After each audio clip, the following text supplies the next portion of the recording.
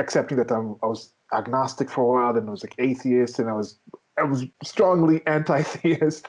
And right now, I think in my state in life, I'm just a-religious, where I see certain things, certain faith-based things. Faith and belief are kind of two different things in my estimation. That's why there's two different words for these things. You can we believe in a lot of things, but I think faith is a specific subset of belief, not the inverse of that. And I think there's a lot of things in the world right now that are done in a religious sense that is kind of negative, that if we have better means of trying to deal with and understand certain things, all these known unknowns that we have in life, let alone the unknown unknowns. But I think religion was part of the story that we told each other to make sense of the known unknowns.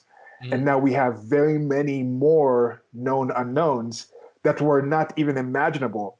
Most of the known unknowns that we have right now, if you listen to this in this culture and society you live in, were unknown unknowns at the time when most of the current religions, theologies, and things generally considered to be theologies and religions were created.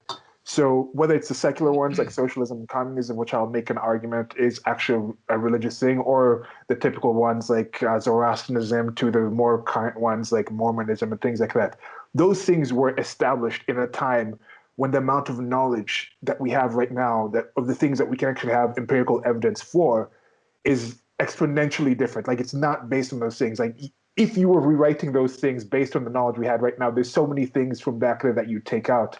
But despite that, the belief in gods, which we're focusing on here, is something that existed before the religions, the theologies that we have right now, and will, I think, continue to exist in a shape and form. Like, I personally am a-religious, but do I think it's impossible for a being called a god to exist that I would refer to as a god, like something that created the things that I'm aware of? No, I don't think that's impossible. I just don't think any god that has been proposed fits the little amount of knowledge that I myself am able to actually comprehend. Yeah. So yeah. Well, like the what's his name, Derek Lambert from Myth Vision podcast, he said in a certain sense we're all agnostics, because it's like, I personally, I think this company, you're getting, like, I'm not saying I know for absolutely certain there's no God. I know for a fact, I'd bet my life. I'm not making that argument. I'm open to the possibility. But as you're saying, based on what a lot of these religious texts said, and we got into it a bit in the last discussion about issues with translations, things added later, things taken out, inconsistencies, contradictions, can we look at these and say these are blueprints for how to live your life? I don't think so. No.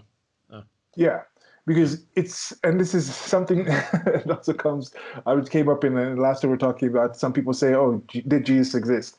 Did a human being that the story of Jesus, the character of Jesus in the Bible was based on exist? Maybe.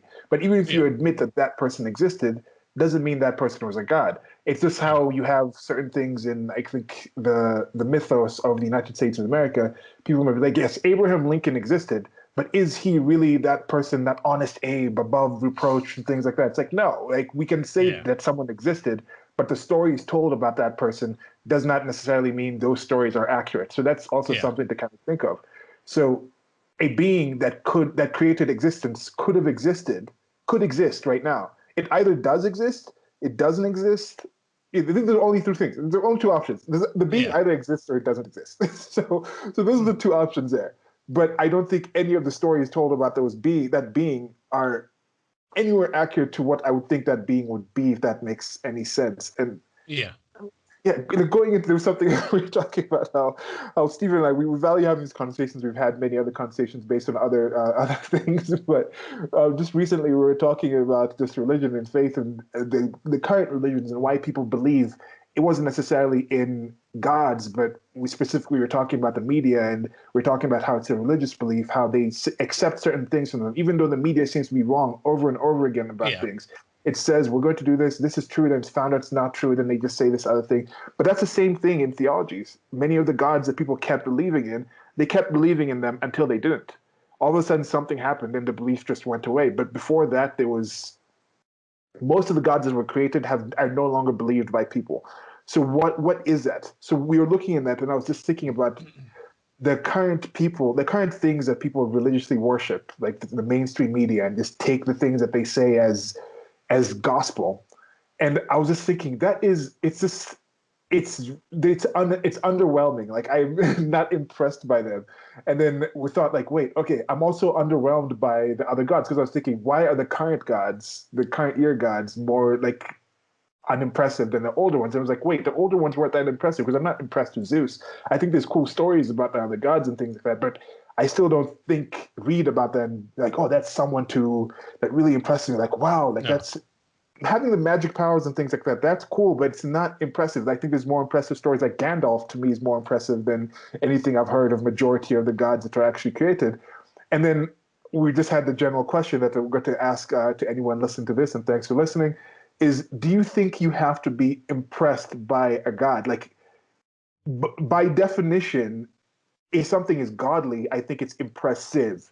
And then we tried to, I broke it down even further to say that in order for you to actually believe in a god, it has to impress itself. Its existence has to impress itself on just a practical sense without the valuation of it. Just literally has to make an impression on you for you to actually believe it. You can't believe something you have no impression of. Like, I can't believe a certain cookie is the best cookie to have ever eaten if I've never eaten any cookies. So that in that practical sense. But then now, for it to be the best cookie you've ever eaten, would you have to be impressed with it in that positive sense where you're kind of in awe of it? Or is it possible to have a belief in a God that you say this actually is a God, but that God is unimpressive? You're like, this is a boring, worthless being. Like this is so that's just a general question to you out there. And I think for me, and part of my process of realizing I didn't believe in some of these was I looked at regular humans in my life and was like, this person seems to be more moral than this being that's supposed to be this godly being that I'm supposed to worship. And that was one of the main things to me that made it hard for me to actually buy into some of these stories. It's interesting you're saying all this because I was revisiting that book, The Cave in the Light. It's about Plato versus Aristotle and how each one basically their thoughts dominated at different times in Western history and how we've drawn from each of them. And it talks early on in the book, of course, it's explaining the philosophers what their basic ideas were, and they talk about the world of forms and how a lot of people misunderstand the world of forms. The world of forms is an epistemological thing. It's not metaphysical. It's not that there's some physical world of forms where these things exist. It's that we use those as reference points in our minds to envision what things would actually be like. Now, the Aristotelian view is that the world of forms can't exist because things only are based on the facts of reality. So it's like how if you think of some perfect being, it only exists in your imagination. It's not based off some actual perfect being that exists. So I think you and I are more in that Aristotelian vein, and there was an English poet who said everyone's fundamentally an Aristotelian or Platonist. I definitely would say I'm a hard Aristotelian. It's, are things based on the facts of reality? Could this have been sort of inspired by a real person? Maybe, but is there some actual all-powerful being physically existing? Well, unless we see it based on the facts of reality, no. If Yeah. that makes sense. That may have not been the most articulate explanation, but that's what, I mean, that's it's part of these communications, and I think that whole thing it may not be the most articulate explanation is fitting to what gods are, is fitting to yeah. what religions are, is fitting to what theologies were. It's people at that time trying to make an explanation of the things that they can see and observe in reality. So I do understand that yes, at that point in time, this fit.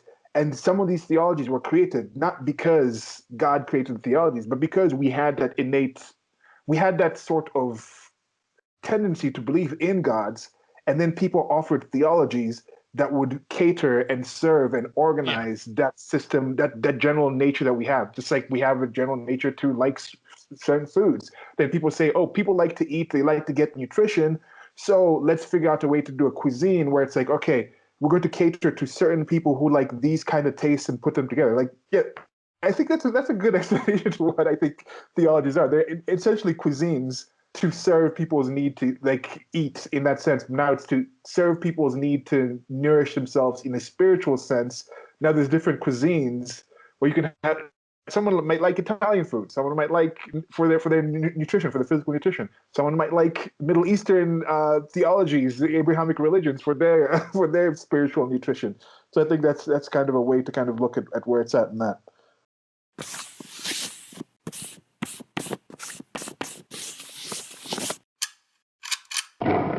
Thank you for listening. This has been a clip from an actual longer recording that I'll try to leave a link to on the screen or somewhere around here where you're listening to this. Presents. Princess. Princess. Princess. Peasants. Okay. Okay.